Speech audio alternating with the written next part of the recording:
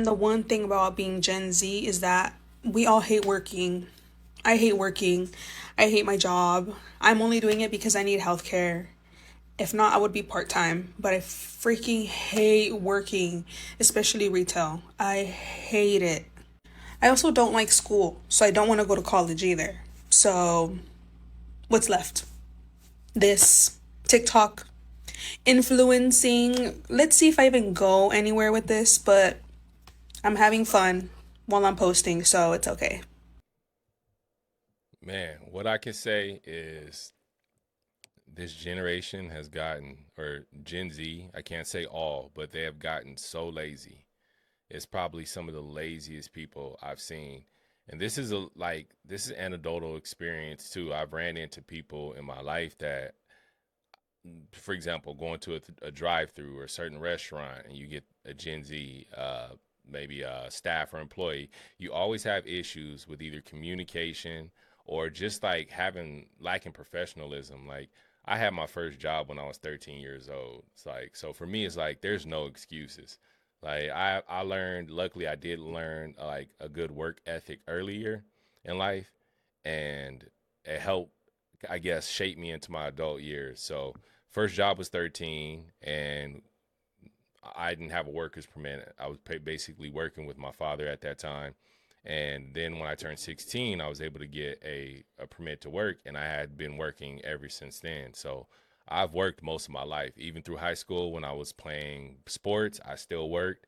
When I was in college, I still worked.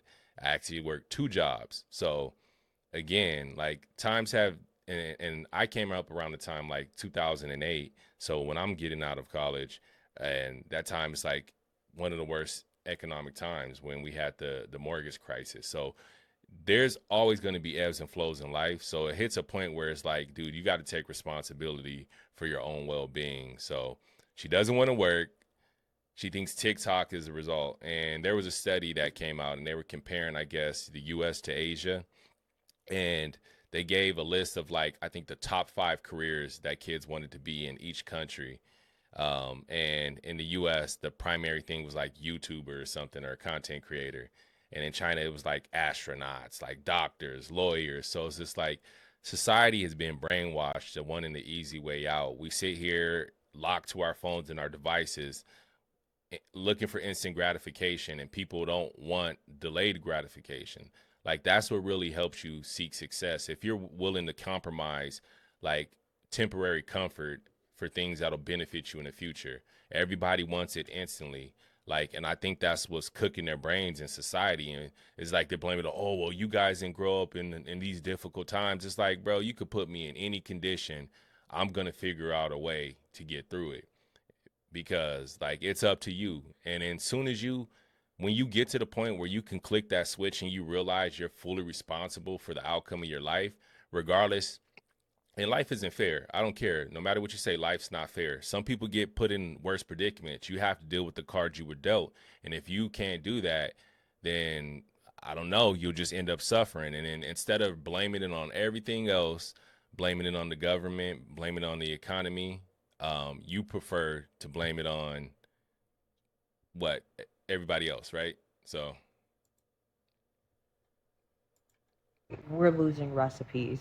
Gen Z, professionalism really goes over their heads. All of those skills that millennials and previous generations learned, yeah, Gen Z and, the other generations following them, they are losing the recipes, the art of professionalism. Now, not all of the antics, but there are some skills that are important in the world of being a professional and showing that you're a grown up. So right now there is a video of this girl who looks pretty young, so she's presumably Gen Z, who is crying about how she got this dream job and the dream job rescinded their offer. So basically, she's already quit her current job in the state that she's in. She's already packed up all of her stuff, got a brand new apartment in a state across the country. Okay, she's 3 days away from moving into said apartment across the country. The dream job, okay, they had certain deliverables that needed to be signed, notarized, and sent in by a certain date. She did not do those things. And so See, and this is just going back to what I was saying before, the lack of professionalism. So in this story, she's explaining, I guess, a girl that prematurely jumped the gun, quit her job, moved out of state for a quote unquote dream job. But the thing, it sounds like she didn't even do her due diligence in securing the job. Like, you have to be thorough on everything you do, especially when you're taking such a huge leap of quitting a job, moving out of state. You typically want to have something already in place before you even decide to quit. Unless like you're in a predicament where you just like, all right, I have money and I can just figure it out. I've been in that predicament where you just leave and you don't have anything else and you're just out there. So it doesn't sound like that was her situation, but it's a little bit different when you're referring to a dream job. So it's just like you would think you would have your ducks in a row and you would do everything possible to make this transition a success. So I don't know. Sometimes I think it's just lacking basic logic. Like, I don't know if you're developing those skills when you have social media and society telling you everything. See, I was lucky enough to grow up in an era where we still played outside. We weren't fully like indulged in electronics. Like, I had transitioned into seeing the internet become a thing. So for me, it's like I see both sides of the fence. I see the benefits of technology and I see the downsides of technology. And I think in real time, we're seeing the impact it has on brain development, being so entrenched in social media and appeasing others and just too much sensory overload. I think it's really impacting brain function. So, like I said, I personally experienced it just having interaction with the Gen Z generation. It's just like they're completely detached from reality. And not all of them, man. You got some of them out there that are really like taking advantage of technology and they're out there killing it. They get it. You know, usually they're probably they have better examples in life to follow, or sometimes just people, you know, you get those unicorns that they could come out of a crazy situation and they just make the most out of it. So there's always exceptions to the story, but we're talking about like overall, usually stereotypes are rooted in some fact, you know, like there's usually some reason why there's a stereotype. So let's hear her out. They rescinded the job offer. And this is where the skills of professionalism really come in, okay? Because somebody was supposed to teach her that while she was in all of her excitement getting all of those things together, she needed to be prioritizing, right? The deadlines that her job is giving her. Deadlines are not suggestions. They don't give you a grace period when you are getting paid to deliver a product. You know, and let me interject real quick. So what I'm taking from this too, and I think it like I don't know if it's just like an issue with just understanding that people aren't gonna bend to your every need. I think a lot of times is that entitlement. You think you deserve things, so I guess you don't have a sense of urgency. It really comes down, it sounds like entitlement. She thought like, all right, this is my dream job.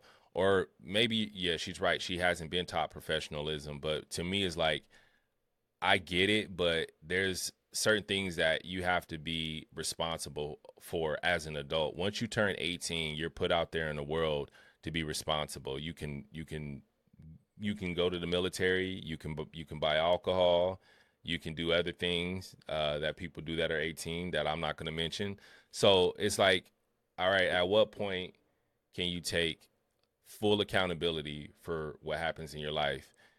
It's hard to do that when you think you're entitled to everything. By a certain date. Now, we all know that most of the process of getting a job these days is some BS, but the gist of the other things like having deadlines and schedules and such, that is to show that you are able to meet deadlines because when they start paying you for this, you're getting paid for that. That's your job. Like, y'all are forgetting the way that jobs think, right? There's so much ethos, there's so much like ethics and emotions that are being placed into the professional field. And it's not to say that that's wrong, but at the same time, emotion doesn't necessarily live in business, right? So when you are trying to think Man, she hit something key. She said emotion doesn't necessarily live in business. And I had to learn that the hard way myself. Coming up and thinking that everything's about being real and authentic when no, when you're in a corporate or a professional environment, you have to conduct yourself a certain way. And there's something called fit and company culture. A lot of times you have to understand like, hey, you can quit the job and go somewhere else if the culture isn't fit, but you can't get employed and then expect the company to change to adhere to how you think it should be ran. If that's the case, go start your own company. Go start your own company. So it's like you can't be entitled, think you can go in there and I guess lead with your emotions. Um, you'll find out that you're replaceable. You're a number. And a lot of times people forget that. So it's like, dude, if you're in a position where you're paid well, things may not be to your liking. I think sometimes we put too much stake in work. Like you should always be willing to do something for yourself. And I'm not saying everybody should be an entrepreneur, but you definitely can invest or put yourself in a better financial position to where you're not solely relying on that employer. So yeah, that's yeah, definitely a issue. About how a business is perceiving you as an applicant, you have to think about how they think about their business structure and their business model. So historically, hiring young people isn't good for business. Why? Because the turnover rate is way too high. So you have to spend a lot of money in training new people who are constantly coming in the door, right? You don't have like a sound person in that. Yep. And that's the thing, like I said, the lack of consideration, because a lot of times employers get slack, and it's like, dude, you got to realize these are just people that had a passion or a dream that wanted to start something, and they were successful enough to where they employ enough people to where they can impact and change people's lives. And not every employer is great. Don't get me wrong. Like sometimes you're in a bad position, but again, you have the autonomy to do what you want. And if you can't like find something greater, then improve yourself, network. There's things to get yourself out of certain predicaments, so it's like, I don't know, it really comes down to how bad do you really want it. Employers are people too, so it's just like, dude, you can't control them, so ultimately it's up to you to figure out, hey, how can I leverage this, and if I can't leverage this job, then I need to put myself in a different predicament. And like I said, if you're doing that, don't do like the girl we're talking about. She basically jumped the gun, and now she's out of a job in a new state, because she didn't do her due diligence. That position then, so that creates instability in that section of the organization. Like there are levels in which one employee can create an entire domino ripple